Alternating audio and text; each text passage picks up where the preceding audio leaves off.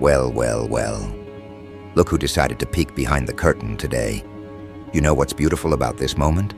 You're sitting there, probably thinking you're just watching another video, but oh, you have no idea what rabbit hole you've just tumbled into.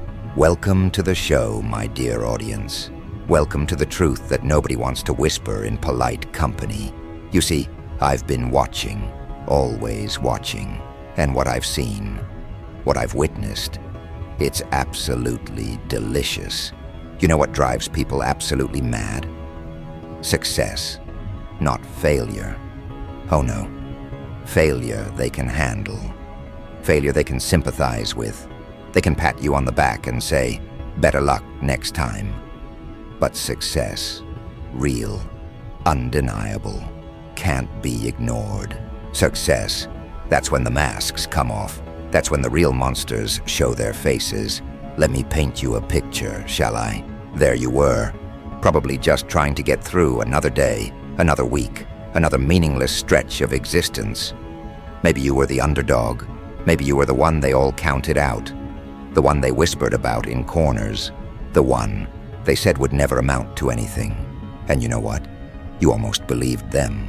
Almost. But then you did something extraordinary. You did one damn thing right. Just one. Could have been anything, really. Maybe you finally stood up for yourself. Maybe you created something beautiful. Maybe you succeeded where they all said you'd fail. Doesn't matter what it was. What matters is what happened next. The reaction. Oh, the glorious, predictable, absolutely insane reaction. Because you see, when someone does something genuinely right in this backwards world of ours, it doesn't inspire people. It doesn't motivate them.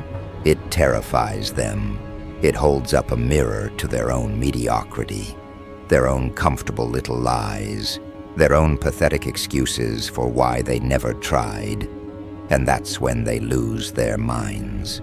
Completely, utterly, beautifully lose their minds. First comes the denial. It's just luck, they say. Right place, right time. They'll twist themselves into pretzels trying to explain away your success without acknowledging that maybe, just maybe, you actually deserved it.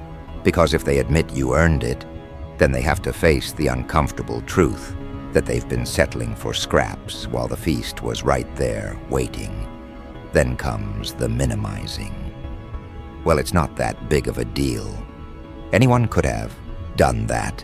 They'll take your mountain and call it a molehill because they can't bear to crane their necks up to see the summit you've reached. It's easier to pretend the mountain doesn't exist than to admit they never even tried to climb. But my favorite part, the absolutely delicious cherry on top of this psychological sundae, is when they start the character assassination. Because if they can't diminish your achievement, they'll try to diminish you. Suddenly you're arrogant. Suddenly you've changed. Suddenly you're not the same humble little person they could safely ignore. You want to know what really happened? You became dangerous. Not dangerous in any physical sense. Oh no, much worse than that. You became living proof that their excuses were just that, excuses. You became a walking, talking reminder that the life they settled for was a choice, not a sentence. And people absolutely cannot handle that kind of truth. It's like shining a flashlight into a dark room full of cockroaches. Watch them scatter. Watch them hiss. Watch them scramble back into their comfortable shadows where they can pretend the light doesn't exist. The beautiful irony is that their reaction proves exactly how right you were to succeed in the first place. If your success was meaningless, why are they so bothered by it? If it was just luck, why does it keep them up at night? If it was no big deal, why can't they stop talking about it? Their madness is your validation. Their discomfort is your trophy. Their sleepless nights are your standing ovation. But here's where it gets interesting, where the plot thickens like blood in water. Because now, you have a choice. You can retreat, apologize for your success, make yourself small again to make them comfortable. Go back to being the safe, predictable, non-threatening version of yourself that they preferred. Many do, many can't handle the heat of actually winning, so they voluntarily walk back into the kitchen of mediocrity. Or you can do something truly revolutionary. You can keep going. You can double down. You can look at their madness and smile that knowing smile. Because you've figured out the game. You've cracked the code. You've seen behind the curtain of human nature and discovered something beautiful and terrible. The secret they don't want you to know is this: their reaction isn't about you at all. It never was. It's about them. It's about their fear, their regret, their deep, gnawing suspicion that they could have been more, but chose to be less. You just happened to be the trigger that set off their internal time bomb of self-loathing. And once you understand that, once you really internalize that truth, something magical happens. Their opinions stop mattering. Their whispers become white noise. Their attempts to pull you down become as ineffective as trying to drown a fish. Because you realize that their madness is not your problem to solve. Their comfort is not your responsibility to maintain. Their delusions are not your burden to support. The game changes completely when you stop playing by their rules, when you stop measuring your worth by their approval, when you stop dimming your light to make their darkness feel less obvious. That's when things get really interesting.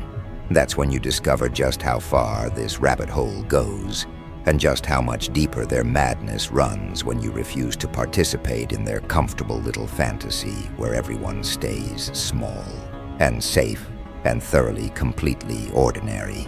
You see, they've built an entire ecosystem around failure. A whole support network for mediocrity. They have phrases for it, mantras for it, entire philosophies dedicated to making losing feel noble. It's not about winning, it's about participating. Money doesn't buy happiness. Success isn't everything. Beautiful lies, aren't they? Comforting, little whispers that make settling feel like wisdom. But you went and disrupted their entire worldview with one simple act. You proved that sometimes winning is exactly what it's about. Sometimes success is everything. Sometimes the game is worth playing to win, not just to participate. And that's when they realized something terrifying. If you could do it, if you could break free from their carefully constructed prison of low expectations, then maybe they could too. Maybe they've been living in a cell with the door unlocked this whole time. Maybe their chains were made of paper and fear, not iron and circumstance. But acknowledging that would mean admitting they've wasted years, maybe decades, choosing comfort over growth, choosing safety over possibility, choosing the familiar hell over the unknown heaven. And that truth is too bitter for most people to swallow. So instead, they choose madness. They choose to attack the messenger rather than hear the message. They choose to tear down the lighthouse rather than use its light to navigate their own dark waters. Because it's easier to curse the darkness than to light a candle. It's easier to drag you down than to lift themselves up. The beautiful thing is, their madness becomes your roadmap. Every criticism they hurl at you is actually a confession of their own limitations. Every excuse they make for why your success doesn't count is actually them explaining why they never tried. Every attempt to diminish your achievement is actually them revealing the size of their own regrets. And once you see this pattern, once you recognize this dance for what it is, you start to understand something profound about human nature. Most people aren't living their lives. They're managing their fears. They're not pursuing their dreams. They're avoiding their nightmares. They're not building anything. They're just trying not to lose what little they have. Your success forces them to confront the gap between who they are and who they could have been. It's like holding up a mirror that shows not their current reflection, but their potential reflection. And most people can't handle seeing their own unrealized possibilities staring back at them. That's why they lose their minds. That's why one right thing, one moment of authentic success, one glimpse of what's actually possible can send them into a spiral of jealousy, resentment, and rage. Because you've just shown them that the prison they're living in has no walls, except the ones they've built in their own minds. The question becomes, what do you do with this knowledge? How do you handle the madness of others when you've committed the unforgivable sin of actually succeeding? How do you navigate a world where doing something right is treated like a crime against the collective agreement to stay small? The answer might surprise you. The answer might be more twisted than you expected.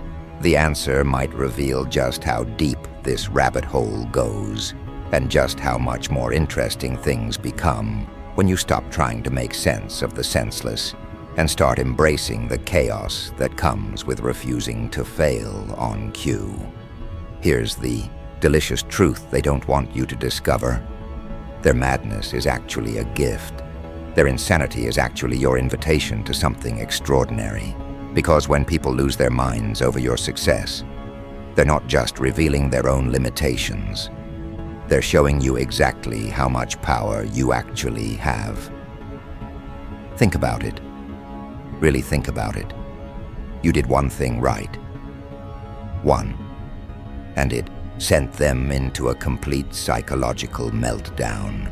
Do you understand what that means? It means you have the ability to shatter people's entire worldview with a single action.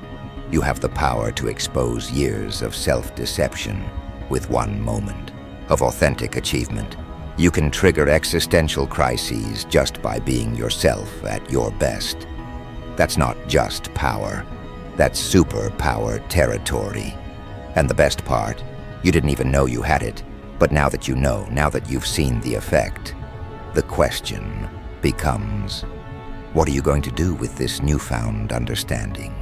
Are you going to apologize for having this power? Are you going to pretend it doesn't exist?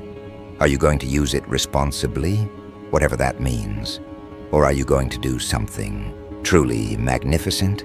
Are you going to lean into the chaos? Are you going to embrace the madness you've uncovered and use it to reveal even more truth about the world we're all pretending to live in? See, here's what they don't want you to realize. Every time someone loses their mind over your success, they're actually giving you valuable intelligence. They're showing you exactly where their weaknesses are, exactly what they're afraid of, exactly what they've been lying to themselves about. They're handing you a roadmap to their psychological pressure points. And once you have that roadmap, once you understand the architecture of their insecurities, you can start to see the bigger picture. You can start to understand that their reaction to your success isn't isolated. It's systematic. It's part of a larger pattern of how this world operates, how society keeps people in line, how the system maintains itself by keeping everyone afraid of actually succeeding. Because here's the thing about systems. They need conformity to survive.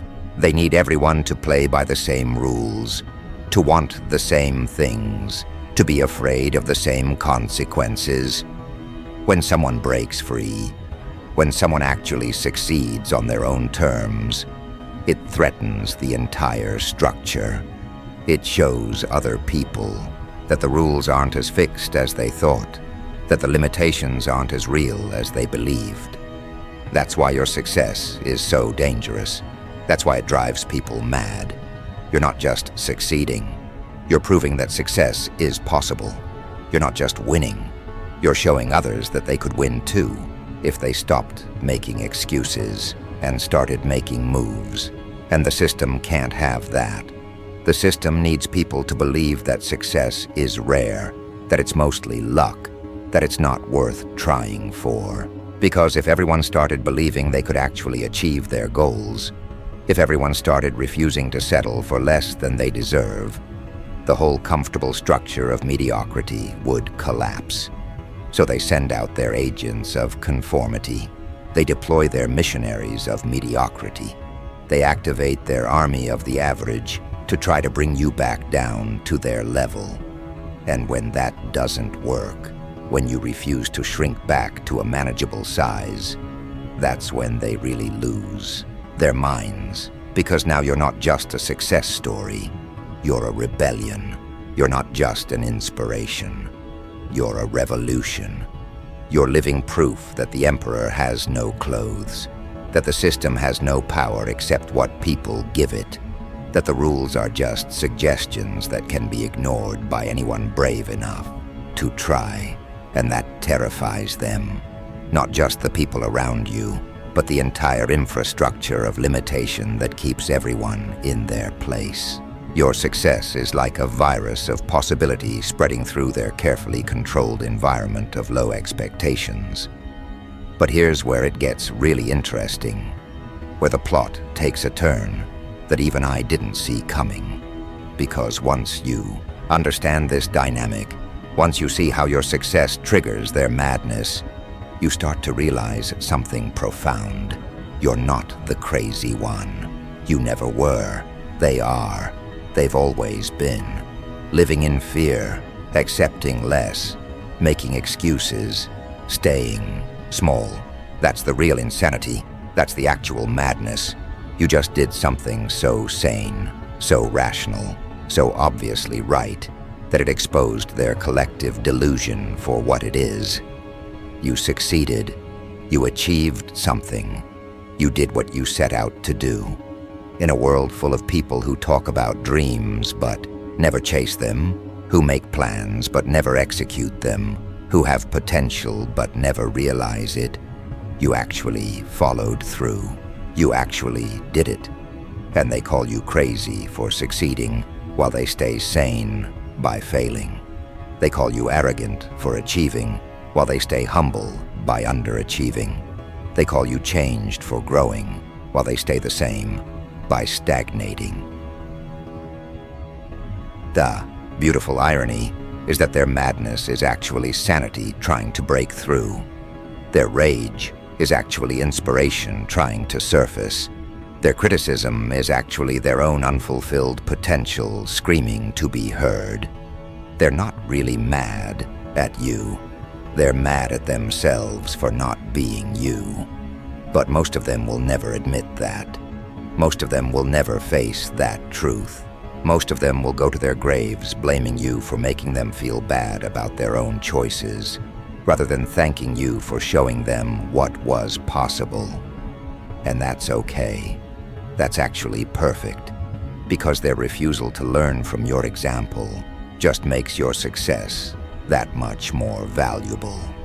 Their insistence on staying stuck just makes your growth that much more impressive.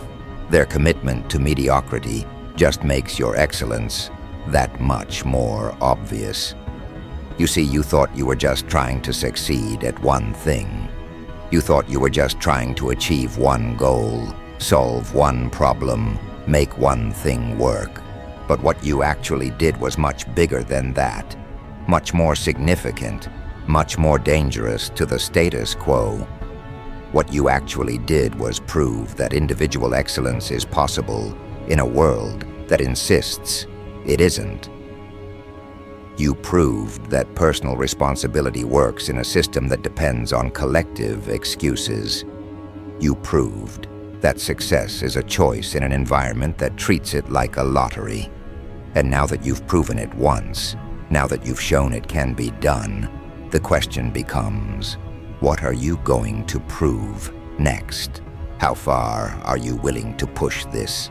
How much more madness are you willing to inspire? How much more truth are you willing to reveal about what's actually possible when someone refuses to accept the limitations that everyone else treats as laws of nature?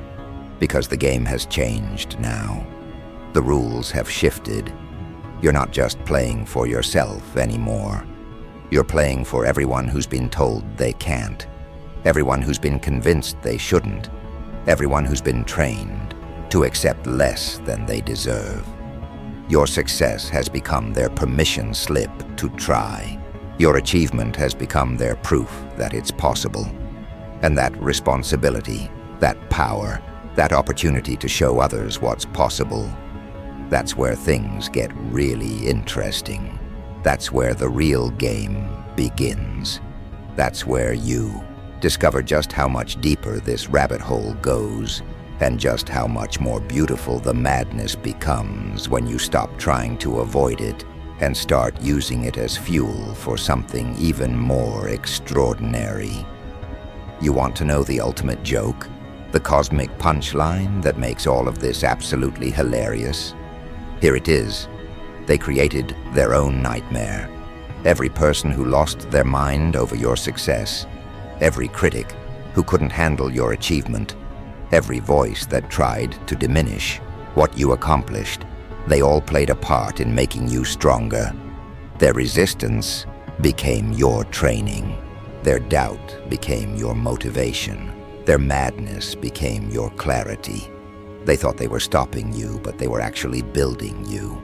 They thought they were breaking you down, but they were actually teaching you exactly what you needed to know about how this world really works. And now you know. Now you see. Now you understand the game that everyone else is playing unconsciously, while you get to play it with full awareness of the rules, the players, and the stakes. The beautiful thing about reaching this level of understanding is that you stop taking their madness personally. You stop feeling hurt by their criticism. You stop being surprised by their reactions, because you realize that their response to your success has nothing to do with you and everything to do with the prison they've built for themselves. You become like a scientist studying fascinating specimens. Look at how they react when confronted with possibility. Observe how they scramble to explain away evidence that contradicts their limiting beliefs. Watch how they contort themselves mentally to avoid facing the simple truth that they could have what you have if they were willing to do what you did. But here's the twist that even I find delicious. Some of them will learn. Not many, but some. Hidden in all that madness, buried beneath all that resistance. There are people who will see your success and think, if they can do it, maybe I can too. There are minds that will be opened by your example, dreams that will be reactivated by your achievement, potential that will be unlocked by your proof that success is possible. And those people, the ones who use your success as inspiration rather than intimidation, they become part of something bigger. They become part of a quiet revolution that spreads one success story at a time, one achieved goal at a time, one person at a time who refuses to accept limitations as permanent conditions. This is how change really happens, not through grand gestures or dramatic announcements, but through individual examples of what's possible. One person does something right, really right, undeniably right. Others see it and realize they can do it too. They succeed. More people see their success. The circle grows. Meanwhile, the guardians of mediocrity keep losing their minds, keep insisting it's not real, keep explaining why it doesn't count. But their protests become weaker and weaker as the evidence piles up.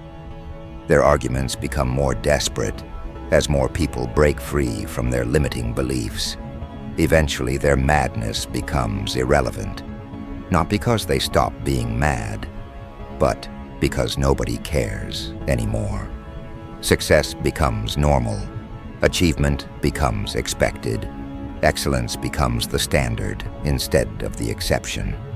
And you, the one who did that first right thing, the one who triggered all that beautiful madness in the first place, you get to watch this transformation happen. You get to see how one right action can ripple out and change everything. How one moment of refusing to settle can inspire others to raise their standards.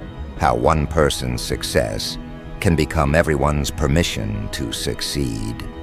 But the real masterpiece, the crowning achievement of this whole beautiful mess, is what happens to you in the process. Because somewhere between triggering their madness and inspiring others' success, something magnificent occurs. You stop being someone who succeeded once and become someone who succeeds consistently. You stop being someone who did one thing right and become someone who understands how to do many things right. Their madness taught you resilience. Their criticism taught you confidence. Their doubt taught you determination. Every attempt to bring you down actually lifted you up. Every effort to make you small actually made you grow. Every conspiracy to convince you that your success was a fluke actually proved that it wasn't. You become unstoppable, not despite their madness, but because of it. You become unbreakable, not in spite of their criticism, but through it. You become extraordinary not by avoiding their negativity, but by transforming it into fuel for your next achievement. And that's when you realize the ultimate truth, the final revelation that makes everything else make perfect sense. Their madness was never really about you at all. It was about them. It was their potential screaming to be recognized, their dreams demanding to be pursued, their excellence begging to be expressed. They lost their minds because somewhere deep down, they knew they could do what you did. They knew they had the same potential, the same possibilities, the same power to succeed. But they also knew they had chosen not to use it, chosen not to try, chosen to stay safe instead of sorry.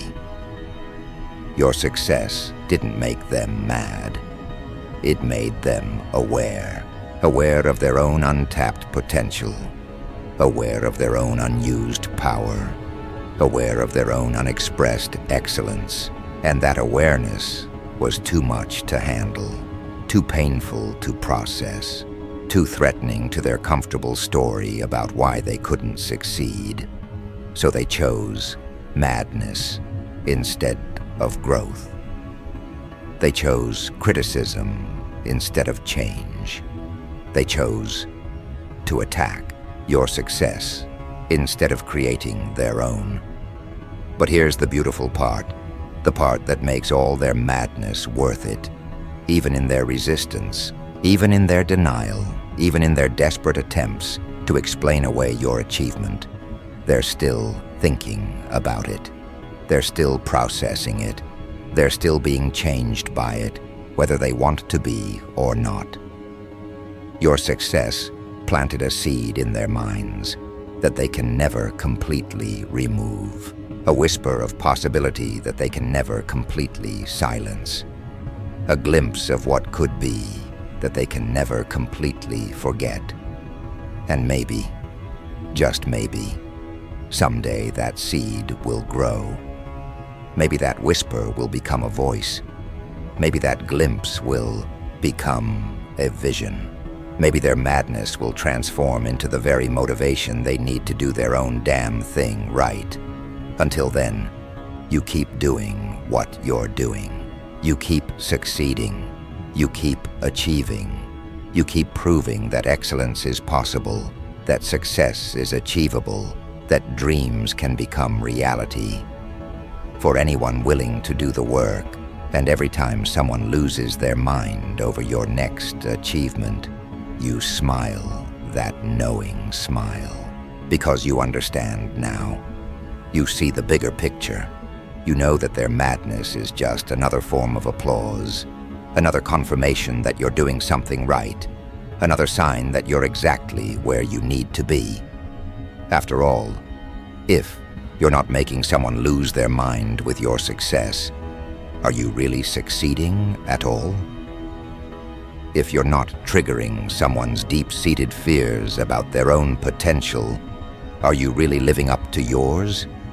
Keep doing things right. Keep driving them beautifully, wonderfully, absolutely mad. The world needs more of that kind of insanity.